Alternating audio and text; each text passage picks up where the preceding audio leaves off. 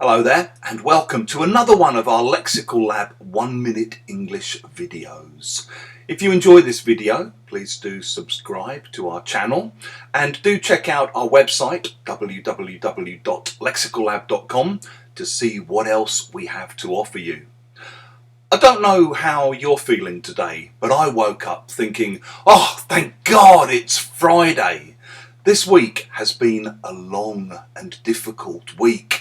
It's the first week of our new 12-week Lexical Lab autumn term, so I've been very busy preparing material, emailing all of our students, trying to keep up with everything. My kids are also back at school full-time, so they've been very busy. They've had homework, which has caused a few tears. I've done a couple of webinars this week. I've had a couple of online meetings. To be honest, the whole week has been really full on. If you say that a week or a day or a month or maybe even a year has been really full on, you mean that it's been packed with activity.